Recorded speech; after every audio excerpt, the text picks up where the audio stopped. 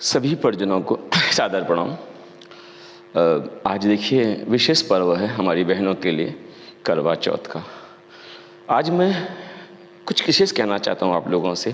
पहली बात तो इस शंका को दूर कर दीजिए, यदि आप उपवास नहीं रख पा रहे हैं और यदि आपको लगता है कि शरीर में इतनी शक्ति नहीं है हम रह पाएँ और कहीं कोई अनिष्ट से डर लगता हो आपको, तो ऐसा दिमाग से निकाल दीजिएगा। ये किसी तरह का अनिष्ट ईश्वर कभी नहीं करता, किसी के साथ नहीं करता। जो प्राप्ति होती इस बात की नहीं होती व्रत कितने रहे हमने और उपवास कितने किए हैं या हमने लोटे कितने चढ़ाए हैं। मूल होता है ये सब चीज़ें तो आत्म परिष्कार का साधन मात्र है। मूल बात होती है आपने कर्म कैसे किए हैं। इसलिए जो भोगना पड़ता है वो कर्म का फल है, न किसी जब तब व्रत कोई नहीं। इसलिए प्रयास करिए कि इस भय से मुक्त होकर आप रह सके उपवास, तो बिल्कुल रहिए, लेकिन ये दिमाग से निकाल दीजिए कहीं कुछ अनिष्ट होने वाला है या कुछ गलत हो जाएगा। ठीक है, चलिए अब आगे की बात करते हैं। आज परम पूज्य गुरुदेव ने एक अमृत वाणी में कहा है कि दरअसल इस दुनिया में कौन ऐसा व्यक्ति है जो कर्म करना चाहता है लेकिन फल नहीं चाहता। हर व्यक्ति कर्म का फल चाहता है। हर व्यक्ति चाहता है कि मैं कुछ जो करूं उसका मुझे फल प्राप्त हो, है ना। लेकिन कई बार ऐसा होता है बहुत प्रयास करने के बाद, बहुत पुरुषार्थ करने के बाद, बहुत दौड़ भाग करने के बाद और हमें वो फल प्राप्त नहीं होता जो हम फल चाहते हैं।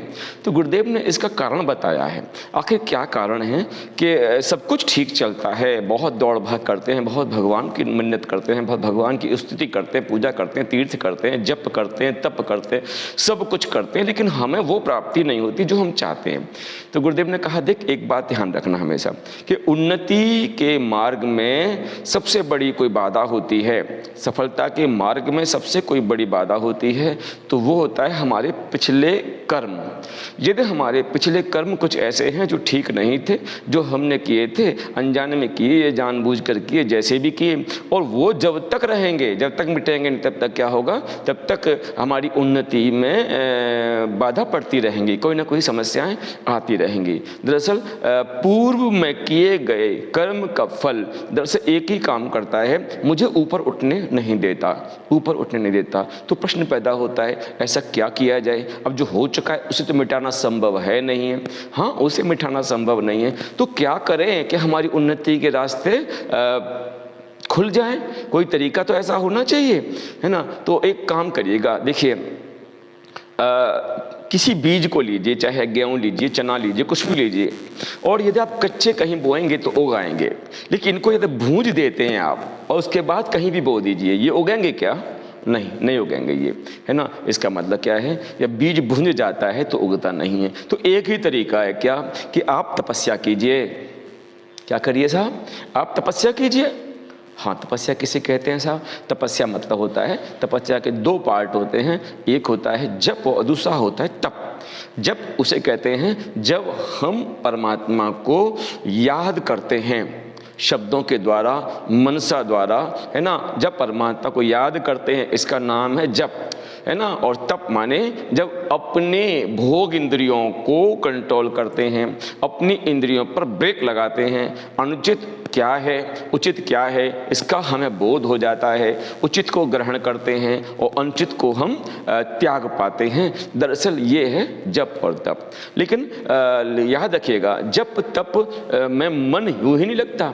कई बार क्या होता है कि जब हमारा कोई कर्म, कोई पाप उदय होने वाला होता है ना, तब क्या होता है, पहला काम होता है कि हमारा भगवान के भजन में मन लगना बंद हो जाता है। पहला काम होता है सत्संग में जाने की इच्छा बंद हो जाती है। पहला काम होता है मंदिर जाने की इच्छा बंद हो जाती है। कोई भी अच्छे कर्म जो हम कर रहे थे, चाहे तीर्थ की इच्छा हो, चाहे मंदिर जाने की इच्छा हो, सत्संग की इच्छा हो, वो सारी इच्छाएं मंद पड़ जाती हैं। क्यों पड़ जाती हैं? क्योंकि पाप कोई छोटी मोटी चीज़ नहीं है। पाप जानते हो क्या करता है? पहला काम करता है, यदि आप भगवान की गोद में जाके बैठ जाओगे तो बताइए जरा दंड आपको कैसे मिलेगा। इसलिए पाप एक ही काम करता है, आपको ईश्वर की गोद से दूर भगाता है। दूसरी भाषा में अगर मैं समझाना चाहूँ आपको कि जब ईश्वर में मन लगना बंद हो जाए, मंदिर जाने की इच्छा ना हो, जप तप करने की इच्छा ना हो, जल्दी जगने की इच्छा ना हो, तब ये जान लेना कोई प्रारब्धिक कर्म हमारे जीवन में संकट बन के आने वाला है। इसलिए क्या हो रहा है, हमारा मन भगवान से दूर भाग रहा है, हमारा मन ईश्वर कार्य में नहीं लग रहा। इसको कहा गया है रामायण में कि जाकू दुख दारिद्र देई वाकी मत पहले हर ले। याद रखना, उसकी मत खत्म हो जाती है, उसकी बुद्धि काम करना बंद कर देती है और वो उचित अनुचित का बोध भूल जाता है और भगवान से दूर होता चला जाता है। तो इसलिए पहला काम करना है, किसी स्थिति किसी अवस्था में हमें ईश्वर से दूर नहीं होना। और ये पहचान लीजिए, जब जब मन ना लगे तब तब जान लेना कहीं कोई संकट का ये सूचक तो नहीं है। इसलिए हर स्थिति हर अवस्था में चाहते हुए न चाहते हुए अपने मन को भगवान में लगाए रखिएगा। दूसरी चीज, अब प्रश्न पैदा होता है पाप किसे कहते हैं।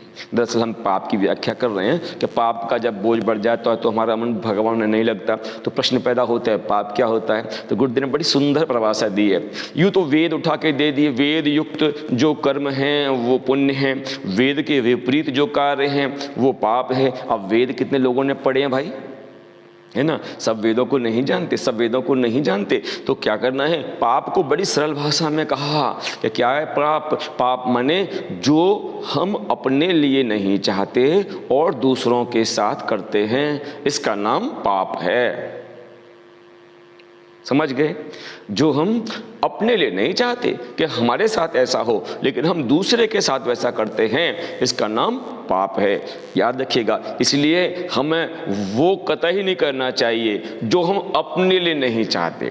जो आप अपने लिए नहीं चाहते और वो दूसरों के साथ यदि करते हैं तो आप पापी हैं। बड़ा सीधा सा सिद्धांत है, इसमें कोई लंबी चौड़ी व्याख्या नहीं है। बस ये देखते जाइए हमारे साथ क्या होना चाहिए और जो हमारे साथ होना चाहिए वही हम दूसरों को साथ करें या हमें दूसरों के साथ करना चाहिए। इसे कंठस्थ कर लीजिए। पाप की बड़ी सीधी सी परिभाषा है ना। तो लेकिन पाप इतनी छोटी चीज भी नहीं है। देखिए समझ लीजिए आप कि क्रिया कांड से कर्म कांड से, है ना, आपका पाप खत्म हो जाएगा। नहीं साहब पाप का बोझा हम पे है तो हम तो पंचामृत पी लेंगे, हम गंगा स्नान कर आएंगे, हम साहब कथा करवा देंगे, है ना। अरे साहब ऐसा नहीं हो सकता। ये जो पाप किया है ये पाप दो ही तरीके से करता है, या तो करता है भोग से या करता है योग से। कैसे कटता है, या तो भोग से कटता है या योग से कटता है। अरे साहब आपने अगर जहर खाया है तो भाई साहब प्रार्थना से जहर का असर कम होने वाला नहीं है ना। आप पूजा कर लेंगे, भगवान से मिन्नत कर लेंगे, नहीं साहब जहर का असर क्या होगा। एक ही तरीका है, जहर खाया है और जहर से बचना है तो डॉक्टर पे जाइए। डॉक्टर पहला काम करता है उल्टी करवाता है। समझिए जरा बात को। डॉक्टर क्या करता है कि उल्टी करवाएगा, दस्त करवाएगा, जिससे क्या होगा वो जहर निकल जाए। तो गुरुदेव कहते हैं पाप निकालने के तरीके को हम निष्कासन तप बोलते हैं। क्या करिए, आपसे गलती हुई है, आपने गलती की है तो क्या करिएगा साहब, आप निष्कासन करिए। अपने वरिष्ठ से, अपने गुरु से, अपने देवता से, अपने भगवान के सम्मुख बैठ जाइए और क्या करिए, जो आपने पाप किया है उस पाप को अपने भगवान से कह दीजिए, अपने गुरु के सम्मुख उसका प्रकटीकरण कर दीजिए। अरे साहब हम तो मोहल्ले पड़ोस वाले से कह देंगे, नहीं ऐसे से किसी मत कहिएगा, नहीं तो डबल नुकसान हो जाएगा। क्योंकि एक तो आप दंड भोग रहे हैं, वो दुनिया में गा देगी बदनामी और आपको भोगनी पड़ेगी भाई साहब, है ना। इसलिए क्या करना है आपको, पहला काम करना है पाप को आपके द्वारा, हमारे द्वारा जो पाप हुआ है अपने गुरु से या अपने भगवान के सम्मुख उसको उगल देना, उसको खत्म कह देना। ये क्या है, पाप को हल्का करने का और खत्म करने का एक तरीका है ना। ईसाइयों में जाइए, एक बॉक्स होता है और उसमें एक जो पाप करता है वो उसमें अंदर खड़ा हो जाता है और पादरी काला पर्दा डाल के बाहर खड़ा हो जाता है और पाप करने वाला वो सब चीज़ें जो गलतियां की हैं उन्हें रियलाइज़ करता जाता है और पादरी के कान में सब बातें कह देता है। और सब क्या होता है, इससे हमारी अंतरात्मा पर बोझ जो है कम हो जाता है। जब बोझ कम हो जाता है तो विश्वास रखिए पाप का फल भी हमें कमज़ोर होना शुरू कर देता है। तो पहला काम है, इसका नाम क्या है, निष्कासन तप। याद रखिएगा। कई बार क्या होता है, हम बहुत दिनों से पूजा कर रहे हैं, बहुत कामनाओं से भरे हुए हैं, जाप कर रहे हैं, तप कर रहे हैं, सोमवार का व्रत कर रहे हैं, बृहस्पति का व्रत करते हैं, लेकिन वो फल नहीं मिल रहा हमको। अब क्यों नहीं मिल रहा, मैंने बताया पहले, वो पाप के कर्म के कारण। एक बार एक माधवाचार्य का नाम आप सबने सुना होगा। माधवाचार्य जी थे, उन्होंने 12 वर्ष गायत्री की तपस्या की। कितने साल साहब, 12 साल गायत्री की तपस्या की और 12 साल गायत्री की तपस्या करने के बावजूद उन्हें कोई फल प्राप्त नहीं हुआ। तब वो उन्होंने तपस्या छोड़कर अपने गुरु के पास गए और गुरु से पूछा क्या करें अब हम। तो उनके गुरु ने कह दिया भैया ये तमोगुणी तपस्या है, इसको क्यों करता है तू, किसी अब तमोगुणी तपस्या कर किसी की, जल्दी फल मिल जाएगा। तो वो साहब तमोगुणी तपस्या अर्थात भैरव बाबा की तपस्या करने लग गए और भैरव बाबा 1 साल की तपस्या में प्रकट हो गए। आवाज आई कि बच्चे मांग क्या चाहता है। अब समझना जरा, आवाज़ तो आ रही है लेकिन वो सोच रहे थे कि आवाज़ ये आ कहाँ से रही है। उन्होंने कि कौन है आप? कि मैं भैरव बाबा जिसकी तपस्या कर रहा है तू। तो फिर उन्हें कहाँ हैं आप? कि मैं तेरे पीछे खड़ा हुआ हूँ। तो उन्होंने कहा पीछे क्यों खड़े हैं आप, आगे क्यों नहीं आते? उन्होंने कहा मैं आगे नहीं आ सकता क्योंकि तूने गायत्री की तपस्या की है और गायत्री की तपस्या का फल ये होगा यदि मैं तेरे आगे आ गया तो मैं जल के भस्म हो जाऊंगा। इतना सुनकर उनकी आंख खुल गई। उन्हें लगा कि अगर गायत्री में इतनी शक्ति है कि भैरवों को भी भस्म कर सकती है तो फिर क्यों मैं गायत्री की तपस्या को छोड़ा। तो उनसे पूछा मैंने 12 साल गायत्री की तपस्या की तो फिर क्या कारण है ऐसा कि मुझे फल नहीं मिला। तो उन्होंने कहा कि तेरे कुछ कर्म ऐसे थे, तेरे कुछ पाप ऐसे थे, ये 12 साल की तपस्या दरअसल उन पापों को समाप्त करने में खर्च हो गई। अब तू पुनः गायत्री की सेवा कर, गायत्री की साधना कर, गायत्री की तपस्या कर, निश्चित तुझे फल की प्राप्ति जरूर होगी। इसलिए उन्होंने फिर दोबारा गायत्री का जप किया, गायत्री की उन्होंने फिर साधना की और संपूर्ण कामनाएं उनकी पूर्ण हुई। क्यों गायत्री को कामधेनु कहा गया है, इसको कल्पवृक्ष कहा गया है, इसको अमृत कहा गया है। जो चाहा सो उन्होंने पा लिया। याद रखिएगा। अब हमें करना क्या है कि साहब हमसे तो पाप हो गए, तो 2 तरीके कम करने के। क्या है? एक तो साहब हम उसको निष्कासित करें, उसकी उल्टी करें, है ना, भगवान के सम्मुख, अपने गुरु के सम्मुख उनको कह दें। पहला काम हल्का, योग द्वारा ईश्वर को याद करें, जप करें, तप करें, यज्ञ करें। ये क्या होगा? तुम्हारा पाप हल्का होता चला जाएगा। और एक और है तरीका अपने पाप के प्रायश्चित का कि क्या साहब पाप का प्रायश्चित क्या हो सकता है? मान लीजिए हमने किसी को मार के उसके हाथ तोड़ दिया या पैर तोड़ दिया, ठीक है साहब, हाँ साहब गुस्से में तोड़ दिया हमने। तो अब एक काम करिए कि जहाँ कहीं अपाहिज लोग हों, जहाँ कोई लूले लंगड़े हों, जहाँ बेचारे शरीर से असहाय व्यक्ति हों, जा अब उनकी मदद कर, उनकी सेवा कर, है ना, उनकी दवाई दारू करवा। ये क्या होगा? तूने जो किया है उसके अनुरूप तेरा ये पापों के प्रायश्चित का तरीका है। अच्छा साहब तूने किसी गाल पे चांटा मार दिया है, हाँ साहब चांटा, उदाहरण है, चांटा मार दिया है, हाँ साहब बड़े थे, सम्मानित थे, हमसे गलती तो हो गई। तो फिर क्या कर, देख जिस शरीर में एक गाल है उसी शरीर में पाँव भी हैं, तो क्या कर, चांटा कहाँ मारा है? गाल पर। तो भी एक काम कर कि पाँव छू, पहले गाल छुआ था चांटे में, अब पाँव छू, और पाँव छू के क्या कर ले, उनसे माफ़ी मांग ले। अरे साहब हमने नंबर 2 का पैसा बहुत कमाया है, हमने बहुत तरीके से ऐसा पैसा कमाया जो ठीक नहीं था। तो बेटा ठीक है, उंगलमान ने नंबर 2 का कमाया था, वैशाली वैश्य नंबर 2 का बहुत कमाया था, है ना, लेकिन क्या किया उन्होंने? उचित समय आया, बुद्ध के सामने सारा धन, सारा शरीर सब छोड़ दिया कि ये हमारा धन है जो हमने गलत तरीके से कमाया था, आप इसे अच्छे काम में लगा दीजिए। ये साहब तो जिस तरह का आपने कुकर्म से जो पाप कमाया है उसी अनुरूप सुकर्म से आप उस पाप का विनाश कर सकते हैं, उसे आप कमजोर कर सकते हैं। इसे गांठ बांध लीजिए, बिना अच्छे कार्य के आपके पाप कमजोर होने वाले नहीं हैं, समझ लीजिए।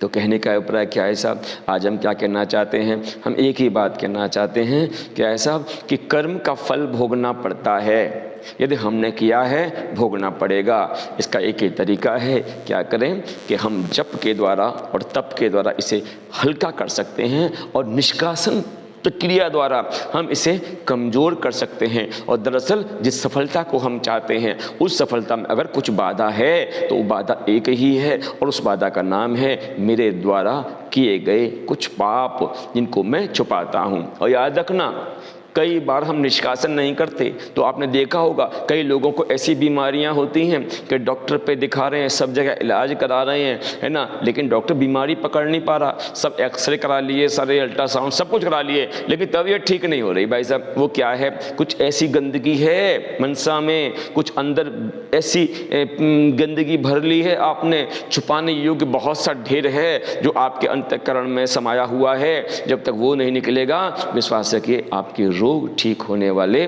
नहीं हैं। तो आपकी उन्नति में बाधा क्या? पाप। आपके अस्वस्थ होने में कारण क्या? कि पाप। याद रखिए, आपकी उच्च स्तरीय अवस्था को पाने में अगर कोई कारण है तो पाप, और भगवान में मन ना लगने का जो मूल कारण है वो भी पाप ही है। इसलिए मैं फिर कहूँगा, भगवान की गोदी मत छोड़िए। और भगवान की गोदी छोड़ने के बाद दुनिया में तुम्हें कोई दुखों से बचा नहीं सकता। ये हर स्थिति, हर अवस्था में हमें परमात्मा की उंगली पकड़ के रहना ही है। आज इतना ही। धन्यवाद। ओम शांति।